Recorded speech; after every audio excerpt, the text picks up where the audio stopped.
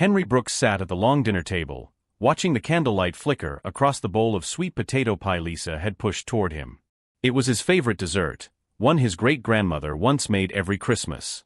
But tonight, something felt wrong, very wrong. Lisa smiled too much, and Adam kept looking away, wiping his sweaty hands on his shirt. When Henry leaned forward, the smell of spices mixed with something bitter hit his nose. "Go on, Henry," Lisa said sweetly. "It's best when it's hot." Henry did not scream or panic. Instead, he slowly reached under the table and texted 911. At 70 years old, Henry looked like a tired retired handyman who drove an old truck and shopped at bargain stores. But behind that simple life was a truth no one in his family knew. For 40 years, he had quietly bought land, renovated buildings, and built a real estate empire worth over $50 million. Only his friend Mark Allen knew the truth. Henry had wanted Adam to grow into a man of character, not a man who lived off wealth he never earned. But tonight, as Henry looked at his son's nervous face, he wondered if he had failed. 3 hours earlier, the Christmas Eve dinner had started with forced smiles and heavy tension. Adam sat at the head of the table, shrinking into himself while Lisa glared at every gift Henry gave. When Henry handed Adam a matured savings bond worth a small fortune, Lisa snatched it away and laughed loudly. "A paper gift?" she scoffed. "We needed cash, Henry. Or maybe a watch that shows you care." Adam stared at his plate silently. Henry waited for a word of defense that never came. That silence cut deeper than any insult Lisa could ever throw. The dizziness hit Henry like a hammer, sharp, sudden, alarming. His vision blurred, and the room tilted as he gripped the edge of the table. "Dad, are you okay?" Adam asked weakly. Lisa moved closer, her tone shifting into fake concern. "Sit down, Henry. I'll get you water." But Henry forced himself up, needing space to think. He staggered down the hallway, his hand sliding along the wall lined with photos of Adam and Lisa's expensive vacations. Not one picture of him. Not one of Grace. This house felt like a shrine to their selfishness. Henry reached the kitchen door and paused when he heard frantic whispering. Years of construction work taught him how to move quietly, so he pressed his back to the wall and peered through the crack. What he saw made his blood freeze. Lisa stood at the kitchen island grinding Henry's blue heart pills into fine dust. Adam hovered behind her, shaking as he checked something on his phone. "All of them," Lisa snapped, dumping the powder into the pie. "He'll be gone within the hour." Adam swallowed hard. "Are you sure?" "Stop being a coward," she hissed. "This is mercy." Henry felt the last trace of dizziness leave his body, replaced by a cold fire that steadied his breath. He knew instantly the soup earlier had only been a test. The real weapon sat on the counter in that ceramic bowl. What if the paramedics notice? Adam whispered shakily. Lisa rolled her eyes. "Old men die at dinner tables all the time.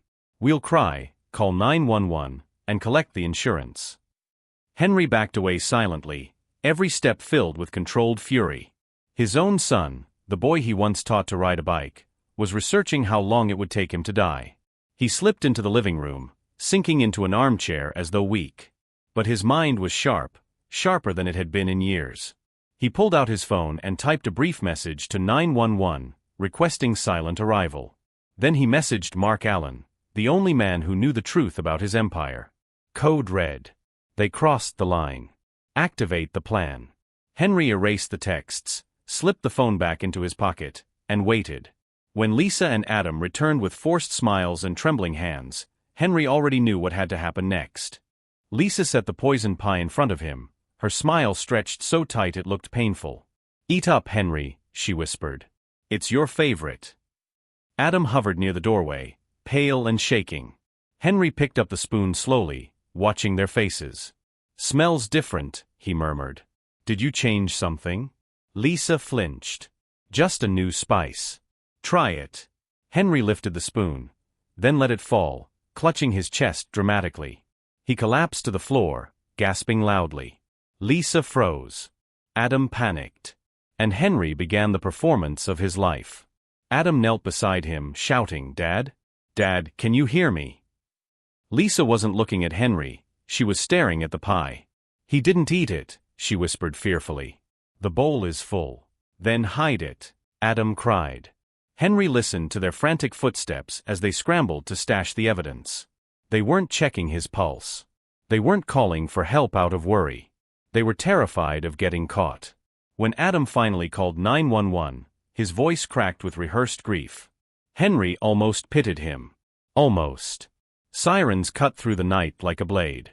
Paramedics burst into the house, rushing toward Henry's lifeless body. Among them was a tall medic with a scar above his brow. The signal Mark had sent a man from his private team. The medic leaned close. "You're safe, Mr. Brooks," he whispered. "We got the sample from the kitchen." Henry gave a faint, deliberate twitch of acknowledgement. The medic shouted, "Pulse irregular. We need to move now." Adam and Lisa watched in shock as Henry was wheeled away. They thought their plan had worked. They had no idea what was coming. The ambulance sped through the cold Atlanta streets as Henry lay still, playing the part of a man at death's door. The medic sat beside him, pretending to check vitals while slipping him quiet updates. "Police already secured the house. The pie is in evidence." Henry's heartbeat slowed, not from fear, but from focus. "Good," he whispered. "Now let them run free. The trap needs them desperate." The medic nodded. "They won't see anything coming." Henry closed his eyes. For the first time tonight, he allowed himself a small, tired smile. At the hospital, Mark Allen had already arranged everything. Henry was placed into a private room with wires and monitors, all part of the illusion. To outsiders, he looked like a man surviving a major heart episode. To the hidden camera in the smoke detector, he looked alert and waiting. Hours later, the door creaked open. Lisa's heels clicked against the floor, followed by Adam's shaky steps. They did not rush to Henry's side. They went straight for his coat, rifling through his pockets like thieves searching a safe. "Nothing," Lisa hissed. "Just old man junk." Adam pulled a folded paper from his pocket, a fake power of attorney form he downloaded that morning. "If we get him to sign this, we control everything," he whispered. "Bank accounts, house, all of it." Lisa frowned. "He can't sign. He's practically dead." "Then we use his thumbprint," Adam said weakly. "It's legal if he's incapacitated." Henry kept his breath slow and steady as they dragged his hand across the sheets. Their touch was cold and careless. They pressed his thumb into ink, then smashed it onto the paper. They thought they were stealing his future. They were signing their own. When they left the room, Henry finally opened his eyes. His thumb was red and sore, but that discomfort was nothing compared to the fire forming in his chest. "They really did it," he whispered. Mark stepped into the doorway. "Everything on camera. Every word." Henry nodded. "Good. Let them think they're winning." Mark placed a hand on his shoulder. "After this point, we move fast. You want them arrested immediately." Henry shook his head. "No. I want them to taste the fall first." 3 days later, Henry was discharged, still pretending to be half paralyzed. Adam pushed the wheelchair to the car with no gentleness, grunting as if Henry were an unwanted chore. Lisa waited at home, blocking the doorway. "Keep him downstairs," she snapped. "He smells like hospitals." Adam dragged Henry to the cold basement, dumping him beside a thin blanket. The lock clicked overhead. "We'll bring food later," Adam muttered. When their footsteps faded, Henry slowly sat up, wiped fake drool away, and reached for the hidden recorder he had planted earlier. Phase 2 had begun. Later that night, Henry used a bent wire to pick the basement lock and slip into the quiet house. He moved like a shadow, avoiding creaky boards as he headed for Adam's home office. Inside, chaos greeted him: unpaid bills, shut-off notices, and credit cards with crushing balances. Then he found it, a red folder labeled Viper Loans. He opened it and felt his jaw tighten. Adam had forged Henry's signature to use Henry's house as collateral for a $50,000 high-interest loan. "So that's why they wanted me gone," Henry muttered. "They sold me before I was dead." He called Mark and delivered the news. Mark's laughter rolled through the speaker. "Henry, you own Viper Loans." Henry blinked. "What?" "You bought them 3 years ago. Remember the Distressed Assets Project?" A slow, cold smile spread across Henry's face. Adam had been stealing from a loan shark owned by his own father. "Then call him," Henry said. "Tell him the payment is due tonight." Mark chuckled. "And the penalty?" Remind him, Henry said, that safety cannot be guaranteed. Tonight, fear would become Adam's new shadow. Back in the basement, Henry lay still as the garage door opened. Lisa and Adam marched downstairs arguing. Adam's phone rang, a deep, threatening voice booming from the speaker. Adam went pale. Tonight? Full amount? Penalties. His hands shook violently. Lisa grabbed him. Fix it, Adam. Sell something. Anything. We have nothing left, he shouted. Everything's maxed out. Lisa's eyes drifted toward Henry. Her voice dropped. We still have him. Henry did not move, but inside, a cold determination tightened like a fist. If they wanted a monster, he would show them one. Lisa crouched near Henry, studying him like an object, not a man. They pay for organs in Mexico, she whispered. Adam recoiled. Lisa, stop. He's worth more in pieces than alive, she hissed. A kidney, a liver, corneas, easily 50 grand. Adam shook his head violently. He's my father. He's the obstacle, she snapped. And obstacles get removed. Silence flooded the basement. From his still position on the mattress, Henry felt something inside him harden into stone. This wasn't about money anymore. This was survival. Hours later, the house filled with strangers, low-level criminals Lisa and Adam had called in panic. Henry was placed in a wheelchair, positioned like furniture in the corner as they tried to sell anything for fast cash. Lisa mocked him, poured wine on him, humiliated him to entertain her buyers. Adam watched helplessly, too weak to intervene. Hidden cameras captured every word, every cruel laugh, every crime. But the room fell silent when the front door opened and Mark Allen stepped inside in a dark coat. He wasn't there to negotiate. He was there to close the trap. Mark walked into the living room with a calm authority that silenced everyone. His coat swayed behind him like a shadow, and his eyes scanned the room with practiced focus. The small-time criminals shrank back, sensing danger. Adam stepped forward nervously. Are you from Viper? He stuttered. Mark didn't respond. He placed a heavy black briefcase on the coffee table. Lisa's eyes widened as he snapped the locks open. Stacks of $100 bills filled the case. 50,000, Mark said coldly. Cash. If you're ready to sign. Lisa rushed forward eagerly. We'll sign. We'll take it. Adam tugged her arm. Lisa, wait, shouldn't we read? Read what? She snapped. It's cash. Mark slid a single sheet of paper across the table. Owner signs at the bottom, he said. Adam swallowed. He can't write. He's barely alive. Then use his thumbprint, Mark replied flatly. That's the law. Lisa grabbed Henry's hand aggressively, smearing his thumb into the red ink pad. Just press, she hissed, dragging his hand toward the document. Henry felt his pulse steady. The moment was coming. Adam pushed Henry's thumb onto the paper, leaning into it with desperate strength. The document crinkled as the mark set deep and clear. Done, Adam breathed. It's perfect. Mark lifted the paper, examining it with a cold smile. Yes, perfect. He folded it and slid it into his coat. Lisa reached for the briefcase. Okay, hand it over. Mark didn't move. Not yet. Adam frowned. Why not? Mark finally looked at Henry, really looked, and spoke with quiet authority. Because he's not incapacitated. Lisa blinked, confused. What are you talking about? He's a vegetable. Mark shook his head. No. He's awake. And very disappointed. The room held its breath. Then, slowly, Henry lifted his head. His eyes opened fully, clear and burning with fury. Lisa stumbled backward, her face draining of color. Adam's knees buckled. The criminals in the room froze. Henry pushed himself to his feet with steady strength, shedding the blanket like old skin. You really should read what you sign, he said quietly. Especially when it sends you to prison. The wheelchair rolled aside as Henry stood tall in the center of the room. Lisa let out a trembling gasp. Adam pressed himself against the wall. Dad, you can walk, he whispered. I can do a lot of things, Henry replied. He pointed to the document on the table. And what you signed isn't a property transfer. It's a confession. Adam blinked in horror. A what? Mark stepped forward. A full admission of poisoning, forgery, and elder abuse. With your thumbprint. The room erupted into chaos.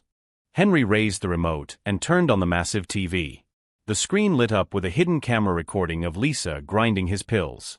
Her voice echoed, "He'll be gone within the hour." Gasps filled the room. Next came the basement footage, Lisa planning to sell Henry's organs. Adam pacing, muttering about debt. The criminals recoiled. Even they looked disgusted. Lisa grabbed her head. "Turn it off. Turn it off." Henry stepped closer. "No. You wanted to be clever. You wanted to be dangerous. Now everyone sees who you really are." Henry pressed another button. Suddenly, the screen split, half video, half livestream dashboard. A red icon blinked live. Comments flooded the right side. "Monsters. Lock them up. They tried to kill him?" Lisa gasped. No, Henry, please, this can't be live." Henry nodded calmly. 50,000 people watching. Adam's legs gave out. He slid down the wall, shaking uncontrollably. Mark crossed his arms. "Everything you did is public record now." Lisa looked at Henry with desperate eyes. "Please, take it down." "I'm just getting started," Henry whispered. The sound of sirens echoed outside. Blue and red lights flashed through the curtains as police cars surrounded the house. Lisa began to scream, grabbing Adam's shirt. "Do something. Fix this." Adam shoved her away. "You told me to poison him. You dragged me into this." "Because you're weak," she spat. "You lost your job, you liar. You're the reason we're broke." Their voices overlapped into desperate confessions. Officers stormed the house with shields raised. Henry stepped back, watching silently as justice marched in through the door. Police tackled Adam first, slamming him onto the floor as he sobbed. "Dad, please, tell them I'm sorry." Another officer cuffed Lisa, who fought wildly, kicking and screaming. "You can't arrest me. I'm innocent." "We have you on camera," an officer replied coldly. The criminals were handcuffed next, faces pale, eyes wide. Mark directed officers toward the evidence. Henry said nothing. He simply watched as the house, once filled with greed and betrayal, became a crime scene. Adam reached out toward him one last time. "Dad, please." Henry didn't move. As Adam was dragged outside, he fell to his knees. "Please, Dad, don't let them take me. I'm your son."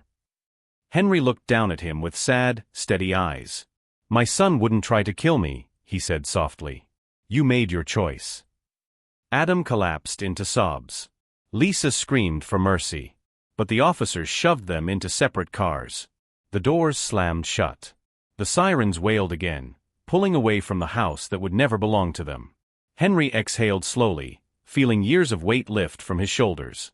When the police cars disappeared down the road, the house fell into a heavy silence. Henry stood on the porch, breathing in the cold night air. For the first time in years, he felt the weight of loneliness, not the painful kind, but the honest kind. Mark walked up beside him. "You okay?" he asked softly. Henry nodded. "Better than I've been in a long time." Mark placed the confession document into Henry's hand. "This belongs to you." Henry folded it carefully. "No," he whispered. "This belongs to justice." Inside the house, Henry walked through each room slowly, seeing everything with new eyes. The broken picture frames, the torn pillows, the stains on the walls, all signs of the chaos Adam and Lisa had created. He stopped at the stairway, staring at the small family photo of him, Grace, and a young Adam. Grace's smile warmed the frame. Henry touched the glass gently. "I'm sorry," he whispered. "I should have taught him better." Mark placed a hand on his shoulder. "You tried, Henry. Some people choose darkness." Henry nodded, wiping a single tear. Over the next few days, Henry's story spread across the city. News outlets showed clips from the live stream. Commentators praised his bravery. Strangers sent letters of support. Some even drove to his house just to leave flowers on the lawn. Henry wasn't used to attention, but he accepted it with quiet humility. Mark encouraged him to file formal charges, but Henry shook his head. The court system will do its part. I've done mine. Still, a part of him ached, an old heavy ache for the boy Adam once was. One morning, Henry received a call from the county jail. It was Adam. The officer asked, "Do you want to accept the call?" Henry hesitated. For a moment, he felt his heartbeat quicken. Grace would have wanted him to listen. He pressed accept. Adam's voice came through, trembling. "Dad. I messed up. I'm scared." Henry swallowed slowly. "I know." Silence stretched. Adam sniffed. "Do you hate me?" Henry's eyes softened. "No. But I can't save you from what you did." Adam broke down crying. Henry listened quietly, letting the truth settle. When the call ended, Henry sat alone in his living room, staring at his folded hands. For the first time, he felt both grief and peace at the same time. Mark stepped inside with a stack of documents. "You ready for the last step?" he asked. Henry nodded. "Yes." They walked to Henry's old study, a room Adam and Lisa never cared about. Mark opened a leather folder revealing Henry's true estate plan. Time to put everything where it belongs. Henry took a deep breath. Destiny felt lighter now. Together, they reviewed every document. Henry transferred his properties to charitable trusts, ensuring homeless families would have safe homes for decades. He created scholarships in Grace's name for single mothers returning to school. He donated part of his unseen fortune to the children's hospital that once saved his life. "You're giving almost everything away," Mark said softly. Henry shrugged. "Wealth means nothing if it never touches a hurting soul." He signed the final page. His heart felt strangely free, like he had finally finished a long, difficult journey. Later that evening, Henry sat on his porch with a warm blanket across his legs. The sunset washed the sky in orange and gold. He watched neighborhood kids ride their bikes, laughing loudly. One little girl waved at him. "Hi, Mr. Henry," she giggled. Henry waved back, smiling. Simple joy, something his house had forgotten for years, had finally returned. Mark joined him with 2 cups of tea. "You did the right thing," he said. Henry nodded, sipping slowly. "Grace used to say peace is the greatest inheritance. Took me 70 years to understand." A week later, Henry visited Grace's grave. The cemetery was quiet, touched by a gentle breeze. He knelt beside her headstone, brushing away fallen leaves. "I kept my promise," he whispered. "I protected our family, even if it meant losing the last piece of it." His voice trembled. "But I hope you know, I never stopped loving him." Tears rolled down his cheeks. He wasn't ashamed of them. "Rest now, Grace. I'll be okay." For the first time, he believed those words fully. As Henry stood to leave, his phone buzzed. A message from the county jail. Adam requested anger management and therapy sessions. Henry closed his eyes. Maybe that was the beginning of something, not forgiveness, not reconciliation, but healing. Tiny, fragile healing. Henry placed a hand over his heart. "Good," he whispered. "Start somewhere, son." He walked back to his car with slow, steady steps. The world felt lighter, as if removing Adam and Lisa's darkness had allowed sunlight back in. Back home, Henry lit one final candle on his dining table, the same table where the poison pie once sat. But tonight, the room was warm and peaceful.